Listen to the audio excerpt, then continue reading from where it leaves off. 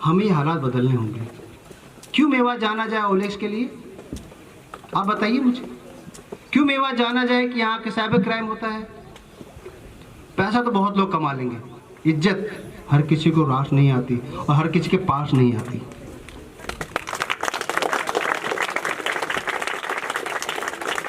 मैं 2 साल नागपुर रहा, 4 साल मैंने दिल्ली में काम किया, 4 साल मैं हैदराबाद रह के आया। आप जाके देखिए, लोग बहुत आगे निकल गए हैं।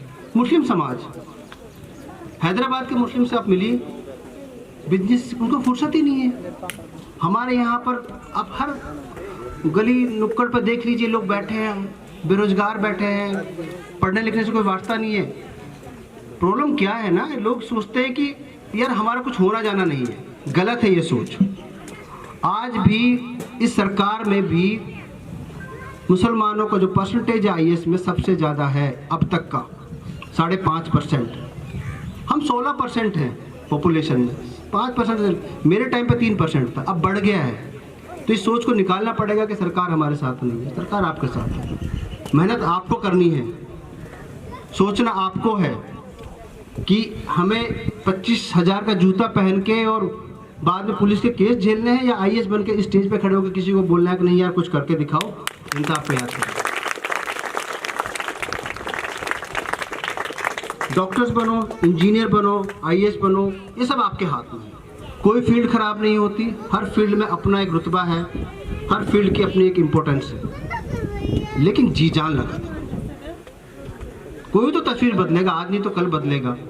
क्यों ना आज से शुरुआत की जाए और आप लोगों से शुरुआत की जाए?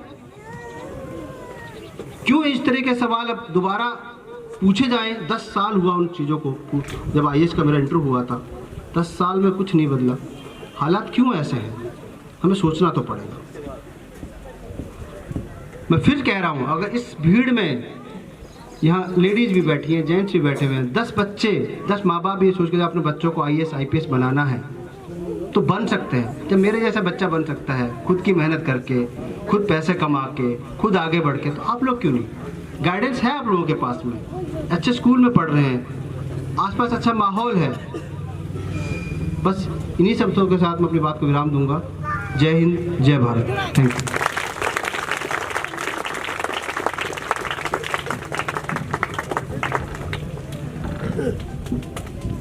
सर ने एक बहुत उत्साहवर्धन करने वाली कहानी बताई। जिस तरह के संघर्ष और जिस तरह के रास्तों से होकर आप गुजरे हैं, जिस तरह के संघर्ष के बाद आपने ये मंजिल हासिल की है, यकीनन आपकी कामयाबी में और 4 चांद लगा देता है। और जिस तरह का सरल स्वभाव, जिस तरह की सादगी और जिस तरह का इजी एक्सेस आपका है, जिस आसानी से आप उपलब्ध हो गए, हमने सर से एक रिक्वेस्ट की और बहुत छोटे समय में की और बहुत कम समय हमें मिला कि हम सर से बातचीत कर पाएँ इस सिलसिले में। मैंने सर को सिर्फ इतना कहा कि स्कूल में बच्चों का मोटिवेशन के लिए आपको आना है।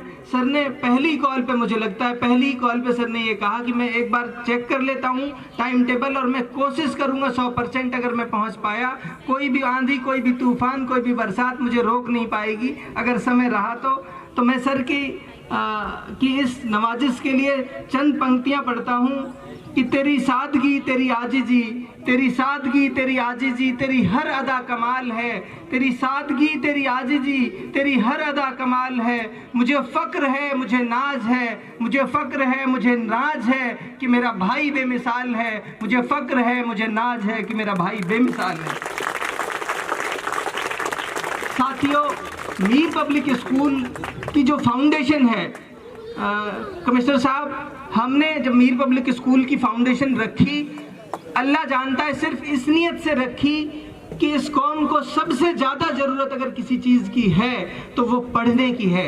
जैसा आपने बताया कि IAS के एग्ज़ाम में पॉपुलेशन में हम 16% हैं, IAS के एग्ज़ाम में हमारा 5% प्रतिनिधित्व है। ये बहुत बड़ी बात है। वो इसलिए बड़ी बात है कि लिटरेसी में आपका रेशियो देखिए, आपका लिटरेसी रेट 30% से कम है। आप पढ़ाओगे नहीं बच्चों को तो IAS बनेंगे कैसे?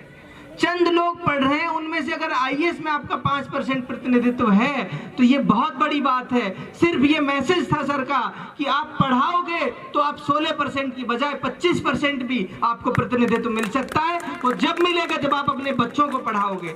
तो सर हमने जब स्कूल की फाउंडेशन डाली, हमने सिर्फ इस नियत से डाली कि इस इलाके में सबसे ज्यादा कमी जो है वो गाइडेंस की है, अवेयरनेस की है। शिक्षा के प्रति अगर गाइडेंस होगा, अवेयरनेस होगी, हम अपने बच्चों को सही समय पर सही दिशा देने का काम अगर कर गए तो मुझे लगता है आने वाले अगले 10 साल और उसके बाद आने वाले 10 साल एक दिन में काम नहीं होगा। हम अक्सर ये सोचते हैं कि कोई जादू की छड़ी आ जाए और एक दिन में हालात बदल जाएं। मुझे माफ करना, सदियों लगती हैं इस प्लानिंग को अंजाम तक पहुंचाने के लिए। सदियों का काम है, 1 साल का नहीं है, 6 महीने का नहीं है, 2 साल का नहीं है।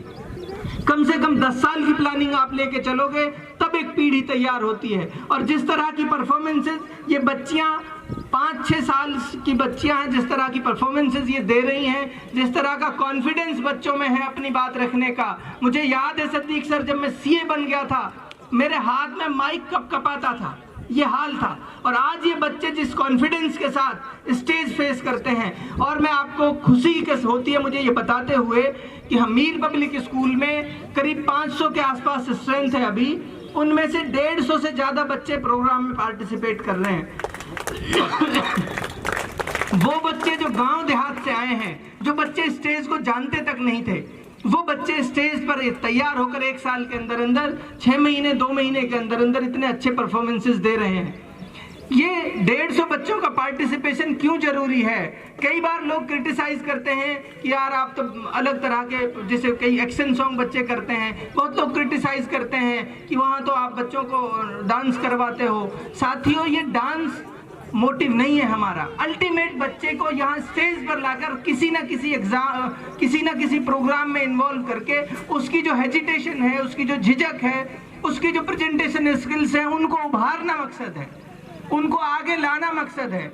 बहुत से लोग कामयाब हैं, सतीक सर बैठे हैं, इनकी मौजूदगी में कह रहा हूँ, बिल्कुल 1 मिनट में मैं अपनी बात खत्म करूंगा कि दुनिया में कामयाब लोग जितने भी हैं, उन कामयाब लोगों में एक खास गुण है। वो खास गुण ये है कि वो अपने बात को बहुत सलीके से दुनिया से कहना जानते हैं। उनकी प्रेजेंटेशन स्किल्स पूरी दुनिया से उनको अलग बनाती है, इसलिए वो दुनिया के कामयाब लोगों की कतार में खड़े हैं। इसलिए इन बच्चों को स्टेज पर लाकर प्रोग्राम्स के थ्रू इनकी उन स्किल्स को उभारना हमारा मकसद है। करीब 150 के आसपास बच्चे इस प्रोग्राम में पार्टिसिपेट कर रहे हैं और हमारी कोशिश ये रहती है सतीक सर, अभी एनुअल प्रोग्राम होगा, उसके बाद हमारा 26 जनवरी का प्रोग्राम होगा। हमारी कोशिश ये रहती है थ्रू आउट द ईयर कम से कम एक बार हर बच्चा स्टेज पर आकर इस तरह के प्रोग्राम्स में इन्वॉल्व हो जाए। इन्हीं कोशिशों को आगे बढ़ा रहे हैं धीरे धीरे। आप सबसे सिर्फ इतनी गुजारिश है, आप जहां भी जाएं समाज में, इलाके में, अपने यार दोस्तों में शिक्षा के प्रति बात करें। जहां आपकी चर्चाएं और तमाम चीज़ों पे होती हैं, जहां आप ये चर्चाएं करते हो कि इस साल उसके लड़के के ब्याह ने उसके लड़के का ब्याह पीट दिया, जहां आप ये चर्चा करते हो कि आज फला इलेक्शन में फले ने फला को हरा दिया, उन तमाम चर्चाओं के साथ साथ ये चर्चाएं आपको शुरू करनी पड़ेंगी कि फला के बेटे ने फला एग्जाम पास कर लिया, फला के बेटे ने उस फला नौकरी में उसने ज्वाइन कर लिया। ये चर्चाएं जब तक आप समाज में शुरू नहीं करोगे, समाज में परिवर्तन नहीं आएगा। परिवर्तन तभी आया है जिस बात के ऊपर समाज में डिस्कशन होता है, जिस बात के ऊपर समाज में चर्चा होती है, उसी दिशा में समाज की दिशा बनने लग जाती है, उसी दिशा में समाज चलने लग जाता है। तो मैं सर का बहुत अदब के साथ, बहुत एहतराम के साथ आपने समय दिया, आपका दिल की गहराइयों से, और मेवात इलाका, राजस्थान मेवात इलाके की तरफ से इनकी मैं छोटी सी नुमाइंदगी भी करता हूं पॉलिटिकल, उस हैसियत से भी मैं आपका इस इलाके की धरती पर आपके कदम मुबारक पड़े। आपका दिल की गहराइयों से मीर पब्लिक स्कूल के मैनेजमेंट और इनके बच्चों की तरफ से मैं आप सबका बहुत दिल की गहराइयों से स्वागत करता हूँ, इस्तकबाल करता हूँ, आपका धन्यवाद करता हूँ।